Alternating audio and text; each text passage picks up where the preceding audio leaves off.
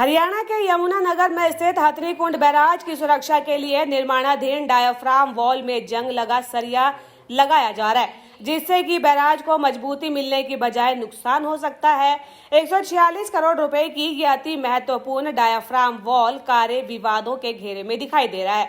यमुनानगर स्थित हथनीकुंड बैराज को पिछले कुछ वर्षों में काफी नुकसान हुआ, समय पर मुरम्मत नहीं हुई और इसी के चलते बैराज का बेड 15 मीटर से अधिक नीचे चला गया। इससे बैराज की सुरक्षा को खतरा माना जा रहा था और इसी को लेकर हरियाणा सिंचाई विभाग ने सेंट्रल वाटर कमीशन के यहाँ मामला रखा और इसी के बाद सेंट्रल वाटर कमीशन की टीम मौके पर आई। उन्हीं के द्वारा डिजाइन और मापदंड तय किए गए। इसके बाद पिछले साल डायाफ्राम वॉल का निर्माण शुरू किया गया था, जो कि जून 25 तक पूरा होना था, लेकिन मशीनरी के अभाव और अन्य कारणों से वो कार्य पूरा नहीं हो सका, जिसे कि अब मजबूत करने का काम किया जा रहा था। लेकिन निर्माण में जंग लगे सरिया लगाए जाने से इसके भविष्य पर अब सवाल उठने लगे हैं। नमस्कार, मैं एक्शन विजयगर इरिगेशन डिपार्टमेंट। जो हथनीकुंड बैराज पे जो डायाफ्राम का काम है वो 70% करीब ख़त्म हो चुका है और हम उसे समय अनुसार कंप्लीट करके पूरा कर देंगे। इसमें सर जिस तरीके से रिपोर्टिंग हुई वहाँ पर जो उसका मेन स्ट्रक्चर था उसके ऊपर जो भी सरिया है उस पर जंग लग गई है और कितना काम हो गया है, कितना रह रहा और काम एक ताकि सुदृढ़ और मजबूत पुल बने, उसको लेकर क्या करना चाहते हैं सर? जो स्टील केजेस की बात है, जो सरिये की बात है, उसके अंदर ये है कि हमें जो स्टील केजेस हैं वो एडवांस में थोड़े प्रिपेयर करने पड़ते हैं, क्योंकि जो हमारा डायाफ्राम वॉल का जो डेप्थ है वो 16 मीटर की जो डेप्थ है, तो जैसे ही हमारा केज तैयार, जैसे ही हमारा जो डेप्थ हम अचीव कर लेते हैं हमारे बोर की 16 मीटर डेप्थ की, तो फिर वो हमें केज साथ ही उसमें डालना पड़ता है, नहीं तो फिर हमारा जो बोर है वो कोलैप्स होने का डर रहता है।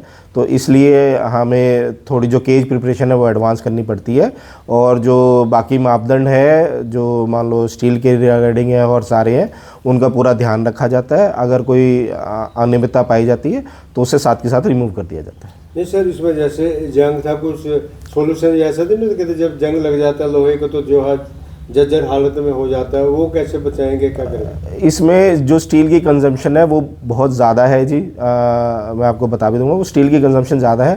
तो जो स्टील है वो कॉन्टीन्यूस साइट पे आ रहा है और कॉन्टीन्यूस यूज़ हो रहा है। तो जो जर्जर वाली हालत है कि भी मान लो जर्जर स्टील है, ऐसा तो पॉसिबल नहीं है, क्योंकि जिस जो स्टील कॉन्टीन्यूस यूज़ हो रहा है और कॉन्टीन्यूस लगातार ही उसके केज बन रहे हैं, लगातार वो बोर के अंदर जा रहा है। तो जर्जर वाली बात तो ये जो साइट पे है वो नहीं पाई जाती। अगर कोई अनियमितता पाई जाती है तो उसको साथ के साथ ठीक करवा दिया जाता है। इसमें सर कितने % तो काम हो चुका है?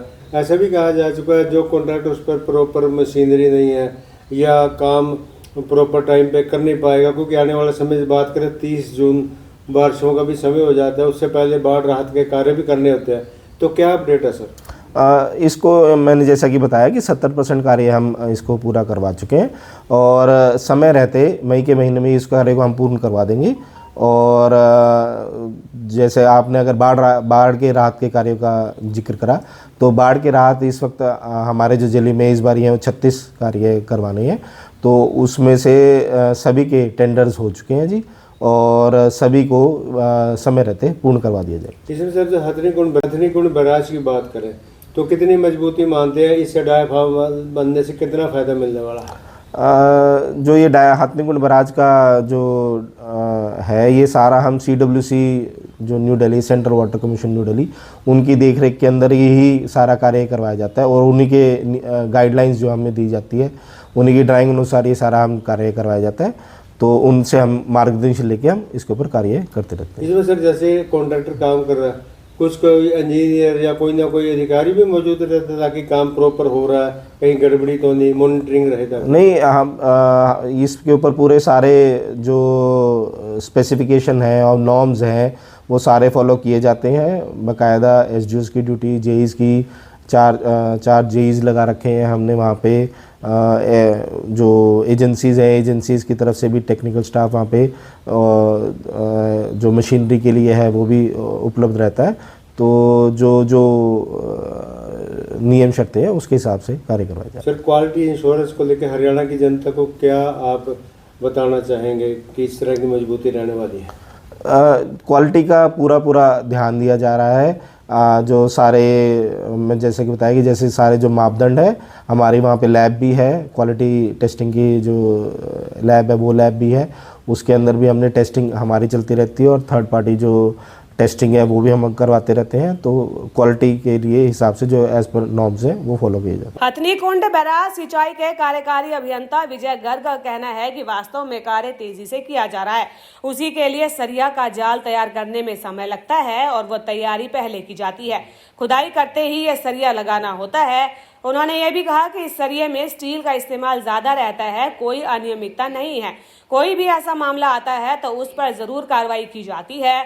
उन्होंने कहा कि मौके पर 4 जेई तैनात है और इसके अलावा एजेंसी के टेक्निकल स्टाफ भी तैनात है। इलाके में क्वालिटी टेस्ट और लैब टेस्ट स्थापित की गई है ताकि गुणवत्ता से कोई खिलवाड़ ना हो। उन्होंने कहा कि सारा कार्य सेंट्रल वाटर कमीशन के दिशा निर्देश और नियम मुताबिक ही किया जा रहा है।